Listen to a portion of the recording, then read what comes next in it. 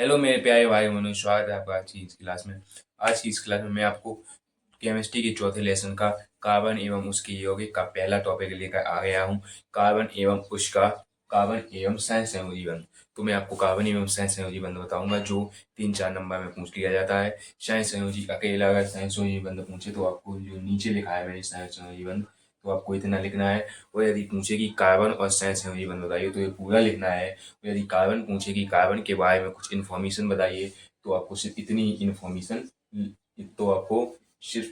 Information लिखनी है इतने तक।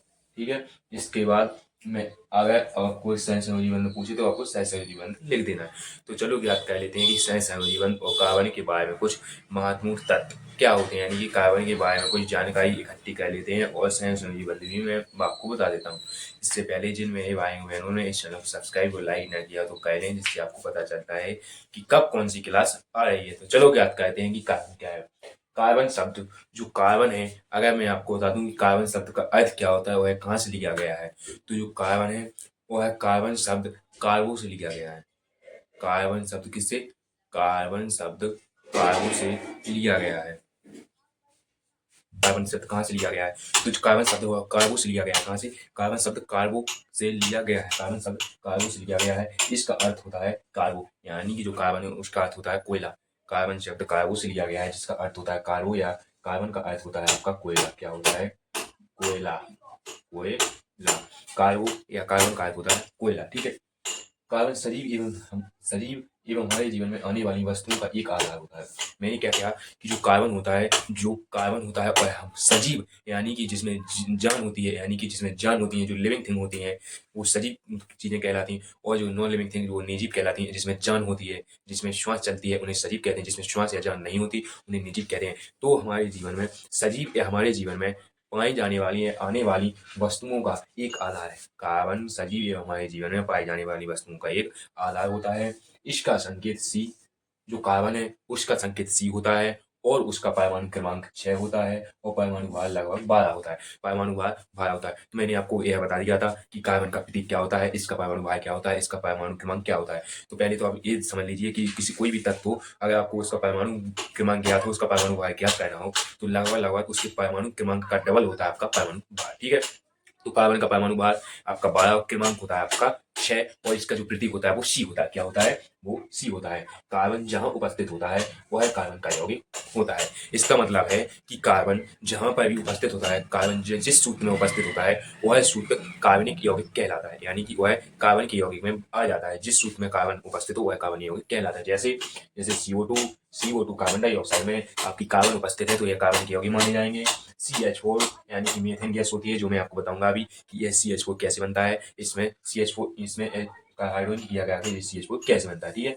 और CN यानी कि साइनाइड, और CO यानी कि एक कीटोन है, ETC यानी कि जिसमें भी कार्बन उपस्थित होगा वह कार्बन के यौगिक होंगे। ठीक है। अब सहसंयोजी बंध इसमें, यानी कि सहसंयोजक बंध या सहसंयोजी बंध क्या है? ठीक है।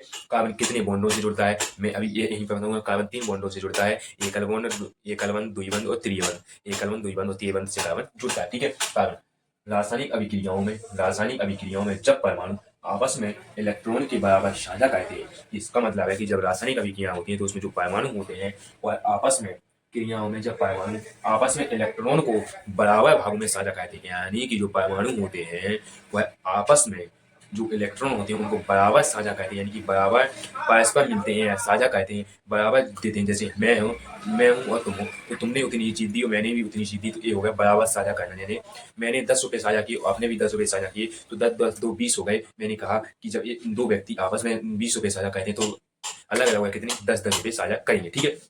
साझा करने बता दी, आपस में साझा करते हैं तो उसे सहसंयोग तो वह सहसंयोजकता कहलाती है, यानी कि जो इलेक्ट्रॉन बराबर साझा करते हैं वह सहसंयोजकता कहलाती है। ठीक है। साझा करने वाले इलेक्ट्रॉन में आधे इलेक्ट्रॉन एक परमाणु के व आधे इलेक्ट्रॉन दूसरे परमाणु के होते हैं। इसमें कहा गया है कि कार्बन में जो इलेक्ट्रॉन साझा करने वाले इलेक्ट्रॉन होते हैं उसमें आधे जो इलेक्ट्रॉन होते हैं वह एक परमाणु के होते हैं और आधे इलेक्ट्रॉन दूसरे परमाणु के होते हैं, यानी कि जो आधे इलेक्ट्रॉन होते हैं वह एक दूसरे परमाणु के होंगे और आधे इलेक्ट्रॉन एक दूसरे परमाणु के होंगे, तथा वे नाभिक से समान दूरी पर होते हैं। तथा इस प्रकार नाभिक होता है, इस प्रकार जो नाभिक है, अगर आप लोग इसे नाभिक समझ लेते हैं तो ये कह रहा है कि वे नाभिक समान दूरी, तो जो इलेक्ट्रॉन होंगे, जैसे मैंने इलेक्ट्रॉन ई जे है, जैसे ये इलेक्ट्रॉन घूम रहे हैं, तो आप लोग इन इलेक्ट्रॉनों को कह सकते हैं कि यह नाभिक से समान दूरी पर इस नाभिक से समान दूरी पर उपस्थित होते हैं, नाभिक से समान दूरी पर होते हैं। इलेक्ट्रॉनों के साझा करने के बाद उनके मध्य जो बंध लगता है वह सहसंयोजक बंध कहलाता है। ये कह रहा है कि जब इलेक्ट्रॉन साझा होते हैं, जब इलेक्ट्रॉन एक दूसरे में साझा होते हैं या एक दूसरे में परस्पर मिलते हैं, आपस में परस्पर मिलते हैं, तो वह जिस बंध से मिलते हैं उस बंध को अपन लोग सहसंयोजक बंध सहसंयोजी बंध कहते हैं। मैं आपको क्या बताया था? मैं आपको यही सहसंयोजी बंध बताया था कि सहसंयोजी बंध क्या है। तो जो कार्बन में जो साझा करने वाले इलेक्ट्रॉन होते हैं वो जिस बंध द्वारा जुड़ते हैं, यानी कि जिस बंध द्वारा उसमें भाग लेने वाले जो इलेक्ट्रॉन होते हैं वह जुड़ते हैं, तो उस बॉन्ड या बंध को सहसंयोजक बंध कहते हैं। ठीक है, अतः उसमें जितने इलेक्ट्रॉन होते हैं वह उसकी संयोजकता है। इसमें यह भी कहा गया कि सहसंयोजक बॉन्ड में यानी कि जितने इलेक्ट्रॉन भाग लेते हैं, जैसे यदि 10-10 इलेक्ट्रॉन भाग ले रहे हैं तो जो वो 10-10 इलेक्ट्रॉन है वह उसकी संयोजकता होती है। तो आपको संयोजकता भी पता चल गई कि जितने उसमें इलेक्ट्रॉन उपस्थित होते हैं जो भाग लेते हैं वह उसकी संयोजकता होती है। ठीक है, अतः कार्बन एकल बॉन्ड से, द्विबंध से, त्रिय बॉन्ड से जुड़ता है। कार्बन से इलेक्ट्रॉन एकल बॉन्ड द्वारा, द्विबंध द्वारा, त्रिय बंध द्वारा जुड़ता है। एकल बॉन्ड देख लीजिए, एकल बॉन्ड में एक सीधा डंडा होता है, द्विबंध में 2 सीधे डंडे होते हैं और ट्रिपल बॉन्ड में ऐसे तो 3 सीधे डंडे होते हैं। यदि आपका जैसे एक बॉन्ड लगा तो उसे केन बोलते हैं, तो केन बोलते हैं। यदि डबल बॉन्ड लगा तो उसे इन बोलते हैं। यदि तो एल्काइन बोलते हैं। जो ट्रिपल बॉन्ड लगा तो उसे एल्काइन बोलते हैं। जब मैं आपको मैथ या त्रिभुज पढ़ाऊंगा तो इसमें आपको मैं बताऊंगा कि किस प्रकार एकल बॉन्ड और द्विबंध और ट्रिपल बॉन्ड लगते हैं। तो ये था आपका कार्बन और सहसंयोजक बंध के बीच